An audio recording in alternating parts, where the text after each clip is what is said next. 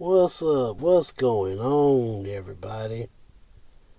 So, we're back again with the beginning of another episode, another chapter.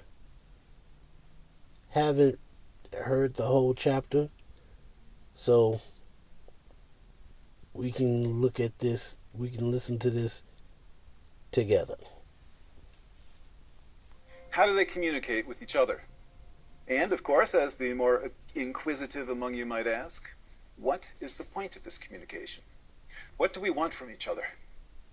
In our last lecture, we looked at some of the major benefits human beings bestow on gods. We can offer sacrificial meals. The gods of Greece and Rome hovered over the burning altars.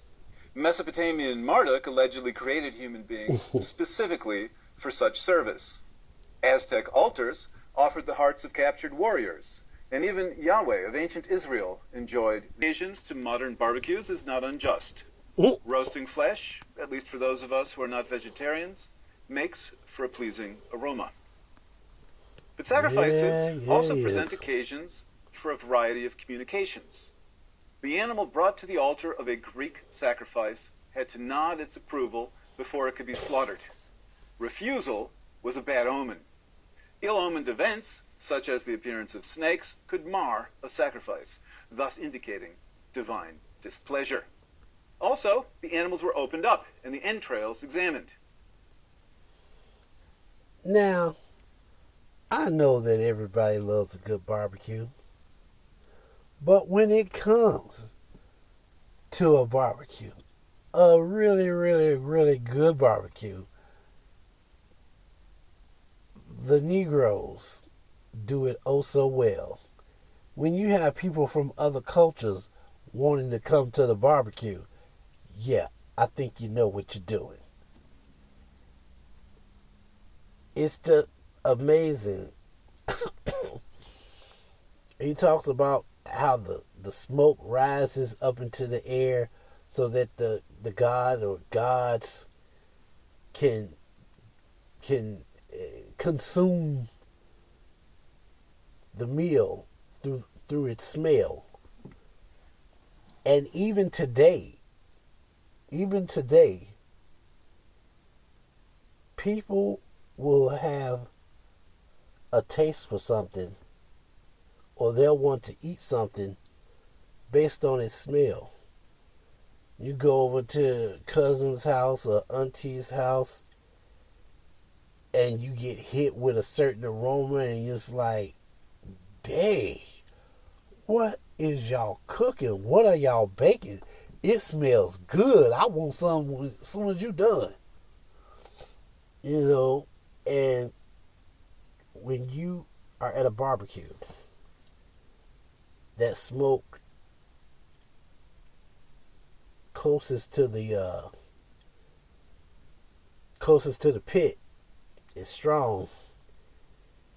That meat go on that grill, yeah, man, you have to be there. It's an experience. It's a whole experience.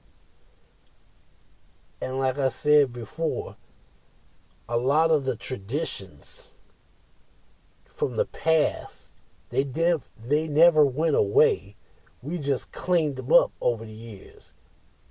We cleaned them up, we kept what we wanted, and we got rid of everything else. We moved from killing people, sacrificing people, and eating them, to eating lesser animals while still praying over the meal, praying to our God for forgiveness for anything we did wrong, and to bless us, to bless the food that we are about to receive. And if you're Christian, everybody knows the next part of that prayer. So yeah, a lot of stuff just got transformed. But hey, he knows more than me, so I'll let him tell you. Among the ancient Etruscans, who lived in what is now Tuscany in Italy, north of Rome, there was a whole science of extipacy. That is, the reading, especially, of livers. A bronze model of a liver discovered near Piacenza in 1877, maps out the heavens across the liver. Scholars surmise that the words inscribed on the liver are the names of Etruscan gods who rule various parts of the heavens. The lobes of the liver inside the sacrificial animal thus correspond to the heavens above. Okay. Such bronze livers from Etruria, we may note, show striking similarities with inscribed clay models of sheep livers from ancient Mesopotamia. What these livers demonstrate is that there are lines of communication that link the gods of the heavens to human beings on earth, provided we know how to compare what lies inside the animal to what we see above us. The universe is linked in hidden ways, and human beings are brought into communication as well as communion by means of sacrificial procedure. When the Romans became interested in this particular science, they hired Etruscan haruspices, as they were called, haruspex in the singular, for their specialized knowledge. The Greeks did not develop the science of livers to the same extent, but they did test the entrails, and such parallels demonstrate a common perception that the interior of the sacrificial victim could reveal aspects of divine will. The liver and other entrails were examined closely as well as tasted. How the parts offered to the gods burned upon the altars revealed omens too. Did the altars burn brightly, or did the flames sputter, full of smoke? Signs were everywhere. Even without words, the gods could talk to those with eyes to see, tongues to taste, noses to smell, and ears to hear. And if all was well, the honored god participated in the feast with those who made the offering. No. No. So, that reminds me of my younger years. I had a lot of relatives that ate liver. I never understood. First of all, it looks mushy and just ew. Like somebody made a paste out of whatever animal it was. And see, that was the thing. No one ever explained to me, whose liver are we eating? You talk about barbaric rituals and people eating other people, but I'm not supposed to question what animal did this liver come from? Why do we have to eat livers to strengthen our health? I know a lot of people eat a lot of parts of the animals, but there are just some parts of the animal I just can't eat. Chitlins. I was already not liking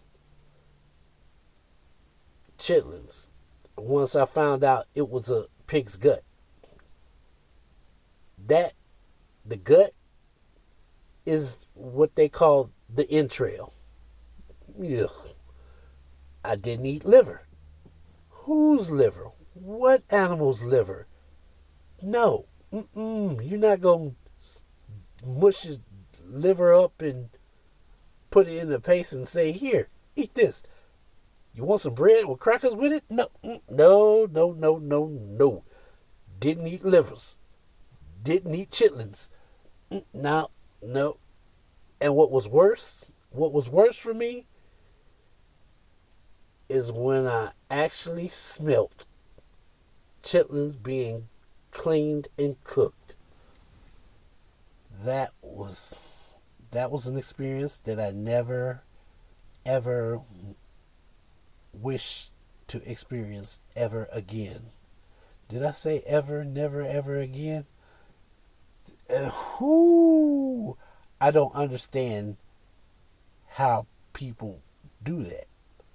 But again, it goes back to previous rituals. The leaders, the community leaders, the priests, they kept majority of these ancient rituals as it was described. But over the centuries,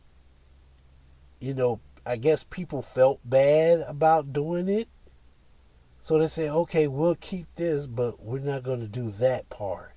We're going to take this part. We're going to use this animal for that, but we're not going to use that animal. And, oh my goodness, when it comes to scraps, yeah, black people can make anything a dish. But that don't mean I'm going to eat it. I'm not eating the livers. I'm not eating the chitterlings, as some people call it. No. No. And even in the Bible, it tells you, it gives you a list of animals based on description.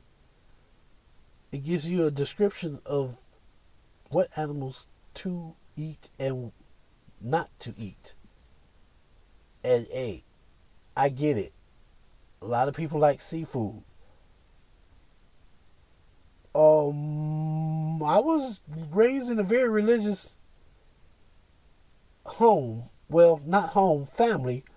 And the elders, they wasn't about that life. They didn't eat the lobster, the crab legs. If it was seafood, no. All they ate was fish. If it was coming out of the water, it was fish. Crayfish, regular fish, perch fish, catfish, fish. It had to have fish in the name. They wasn't eating no lobsters and all this other crazy stuff. Now, I did hear of some relatives who were into the fish eggs. And from what I was told, yeah, I didn't care too much for the fish eggs, but I did eat them. And I'm like, no, that's something I don't want to remember. I'm good. I don't need to eat fish eggs. I'm cool without it. I've been living this long without it. No, I don't eat fish eggs, lobsters, crab legs. None of that. None of that.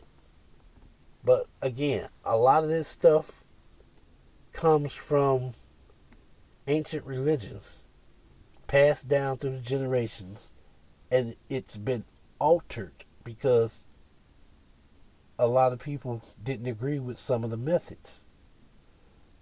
And today, we have a younger generation that don't always agree with some of our methods as grown-ups.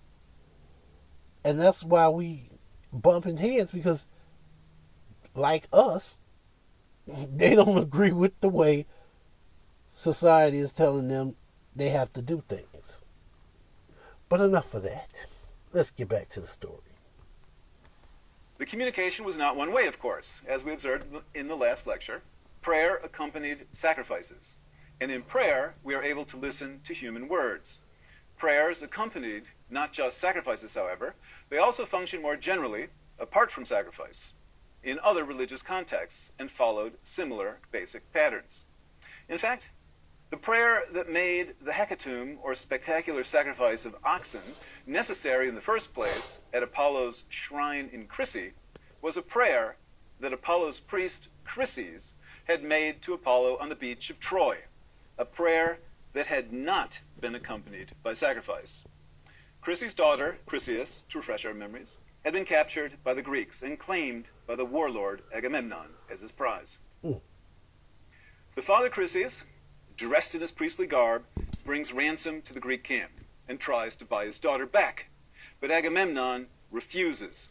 He tells his fellow Greeks that the slave girl, Chryseis, is as good looking as his wife and just as smart.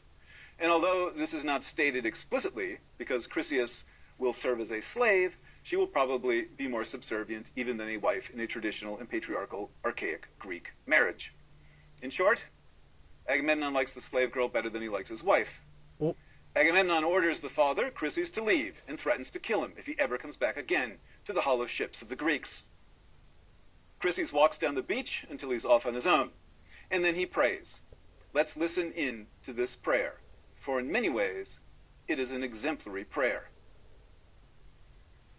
Hear me, thou of the silver bow, thou who dost protect Chryse and holy Scylla, and dost rule mightily over Tenedos, thou mouse god, if ever I roofed over for thee a pleasing shrine, or if ever I burned to thee fat thigh pieces of bulls or goats, fulfill for me this prayer. Let the Danaans pay for my tears by means of thy arrows. The speaker, here the priest Chryses, begins his prayer by carefully identifying the god to whom he appeals. Again, we note that Apollo is not enough. As we now know, there are many thousands of Apollos. To which Apollo does this priest appeal, and in which guise? He specifically appeals to the Apollo who wields a silver bow and is associated geographically with Chryse, Scylla, and Tenedos. He is also the mouse god, or Smintheus in Greek. Why mouse god? Apollo can smite from afar. His arrows bring plague, and mice too can thus presumably serve as instruments of Apollo's far-reaching destruction. One can allow no confusion as to which god is meant, or the prayer will fly, so to speak, into space and perish, like an electronic message sent to an address off by a single letter or digit. After the god has been identified, the priest reminds the god what he's done for him. Chryses has roofed over pleasing shrines. He has burned in sacrifices the fat thigh pieces of bulls and goats. In short, Apollo owes him. And it is only after this reminder of past services that the priest makes his request. Let the Danaans, that is the Greeks, pay for the tears I've shed for my kidnapped daughter by means of your arrows. That is, by means of their destruction at your hands. And this is exactly what Apollo will deliver, leading to the sacrifice of atonement and appeasement that we discussed in the last lecture. This pattern for a prayer, or petition, is standard. One identifies precisely the god to whom one submits the petition. One specifies what one has done or will do for the god. One makes a request. The god then chooses whether or not he or she will fulfill the request that has been properly submitted for divine consideration. When a human being promises to do something for the god, provided that request is subsequently fulfilled, we generally call the request a vow rather than a prayer.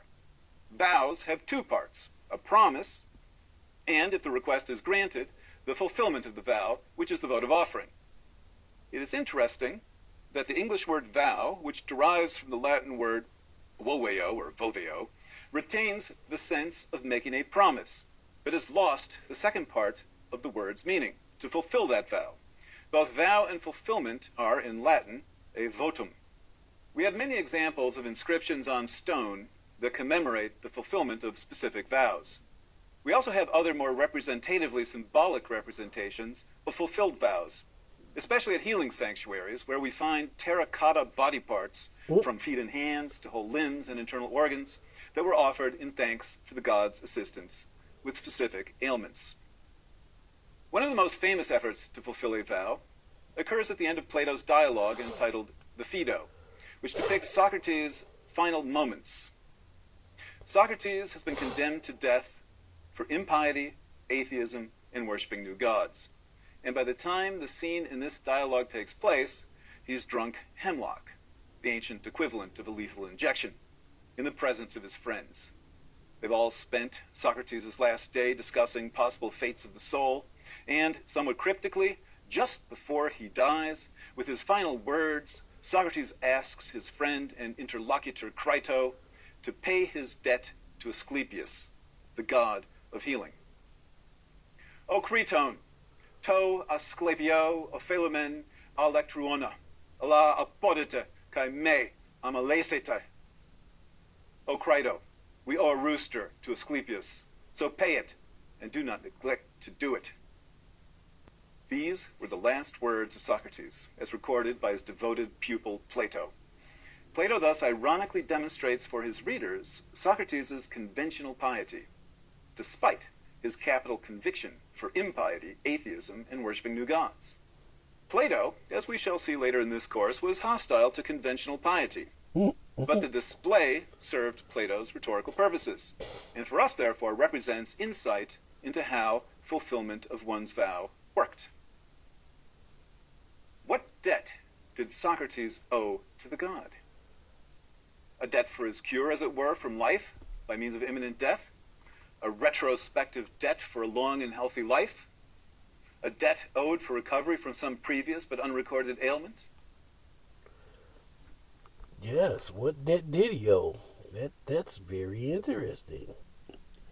Well, we will continue with this later and find out exactly, hopefully we find out, what did he do? Did he have to pay a debt? And then on top of that,